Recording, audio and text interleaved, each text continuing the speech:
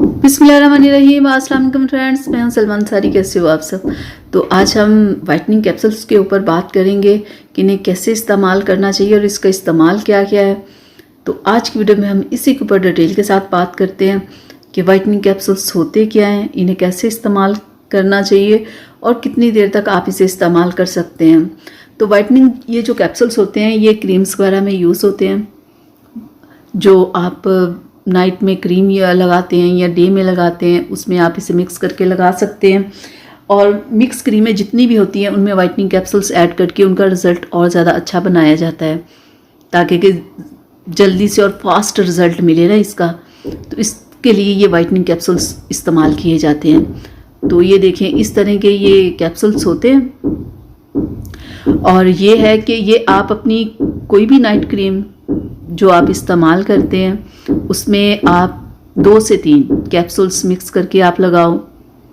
और ये है कि 2 से 3 से ज़्यादा आप नहीं इस्तेमाल कर सकते फेस के लिए, क्योंकि 2 से 3 कैप्सूल्स काफ़ी होते हैं आपके रंग को साफ़ करने के लिए, दाग धब्बों के लिए और रंग गोरा करने के लिए बहुत ही बेहतरीन होते हैं। क्योंकि 2 से या 3 से ज़्यादा अगर आप कैप्सूल्स ऐड करोगे ना तो आपकी स्किन ख़राब हो जाएगी।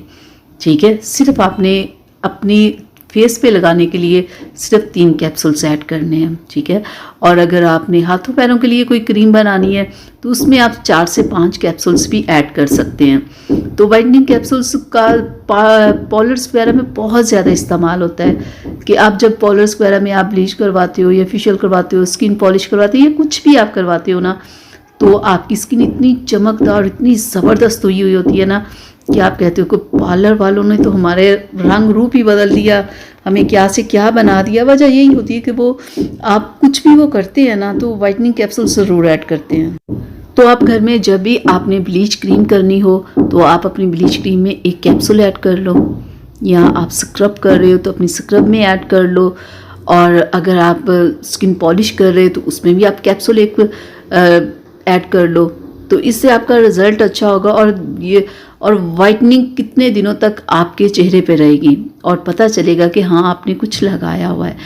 और आप इसे अपनी किसी भी क्रीम में मिक्स करके लगा सकते हो, यहाँ तक कि जो मेडिकेटेड क्रीम्स होती हैं ना आप उसमें भी इससे मिक्स करके लगा सकते हैं। तो ये बेहतरीन रिज़ल्ट के लिए आप इससे इस्तेमाल करें।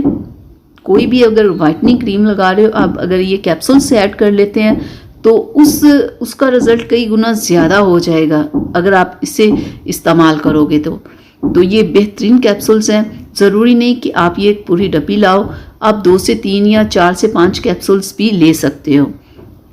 ये ज़रूरी नहीं कि आप पूरी डब्बी ही ख़रीदो। ठीक है, और बहुत सारे लोग जो पार्लर्स वगैरह नहीं जा सकते और वाइटनिंग चाहते हैं, अपनी स्किन की बहुत सारे मसाइल को हल करना चाहते हैं, अपने रंग को साफ़ करना चाहते हैं, तो वो ज़रूर इन कैप्सूल्स को अपनी क्रीम में या लोशन में भी, डेली जो आप लोशन लगाते हो ना हाथों और पैरों पे, बहुत सारे लोग की ड्राई स्किन होती है तो वो कोई ना कोई लोशन ज़रूर यूज़ करते हैं। तो आप अपने किसी भी लोशन में भी इस कैप्सूल को मिक्स करके लगाओ तो वही आपका लोशन जो आपकी ड्राई स्किन को ठीक करेगा, वो आपको वाइटनिंग भी देगा। तो बेहतरीन ये कैप्सूल्स हैं, आप इन्हें लेके आओ, आप इन्हें यूज़ करो। तो अगर कोई आप में से यूज़ भी कर रहा है तो ज़रूर बताएं कि आपको इसका क्या रिज़ल्ट मिला। और क्रीम्स और लोशन के अलावा आप क्या कि आप वाइटनिंग के कैप्सूल को आप विटामिन ई के कैप्सूल के साथ मिक्स करके खाली इसे भी आप लगा सकते हो। ज़रूरी नहीं कि आप किसी क्रीम में इसे मिक्स करो। अब विटामिन ई का जो कैप्सूल मिलता है ना वो भी कॉस्मेटिक शॉप से मिल जाता है। 2 विटामिन ई के कैप्सूल में आप एक वाइटनिंग का कैप्सूल ऐड करके मिक्स करके आप उसे भी लगा सकते हो। अगर आप कोई क्रीम वगैरह नहीं यूज़ करते तो आप ऐसे भी यूज़ कर सकते हैं। तो यहाँ तक थी मेरी आज की वीडियो आप लोगों के लिए। उम्मीद करती हूँ आप लोगों को पसंद आई होगी।